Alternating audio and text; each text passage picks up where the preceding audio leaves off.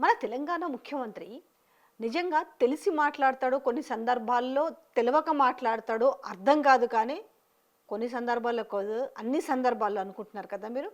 సరే, కొన్ని సందర్భాలని నేను చెప్తున్నాను. మొన్న అసెంబ్లీలో మాట్లాడిన మాటలు మొత్తానికైతే వైఎస్ఆర్సీపీకి మంచి ఊతమిచ్చిందని నేను అనుకుంటున్నా. ఈరోజు వైఎస్ఆర్సీపీ ఏపీలో ఒక వినూత్న ప్రచారానికి తెరలేపింది. సో మీకు వీడియోలో చూస్తుంటే అర్థమవుతుంది కదా, ఏంటి రాయలసీమకు మోసం చేసింది ఎవరో తెలుసుకోండి అంటూ వాళ్ళు ఫ్లెక్సీలో లేకపోతే ప్లకార్డులు పట్టుకొని చూపిస్తలేరు. ఏకంగా వాళ్ళొక క్యూఆర్ కోడ్ను ఏర్పాటు చేసిరు.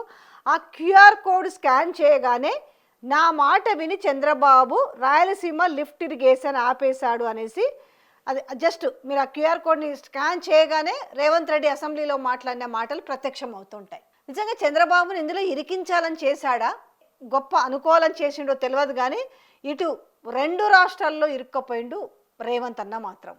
నిజంగా స్క్రిప్ట్ ఇచ్చేవాళ్ళు సరిగ్గివరా, లేకపోతే ఈ ప్రిపేర్ అయ్యేటప్పుడు మరి సరిగ్గా ప్రిపేర్ అవుతలేడో అర్థం కాదు. కానీ చాలా అంటే ఎట్లా తయారైందంటే ఈరోజు తెలంగాణ ముఖ్యమంత్రి అంటే ఒక కామెడీ పీస్గా చూస్తున్న పరిస్థితి కనిపిస్తుంది. ఎందుకంటే ఈ వీడియో మీరు చూస్తుంటే ఒక క్యూఆర్ కోడ్ని ఏర్పాటు చేసి ఆ క్యూఆర్ కోడ్ని స్కాన్ చేయగానే ఇమ్మీడియట్లీ రేవంత్ రెడ్డికి నేనే రాయలసీమ లిఫ్ట్ ఇరిగేషన్ ఆపమని చెప్తే చంద్రబాబు నాయుడు ఆపేసిండు అనేది.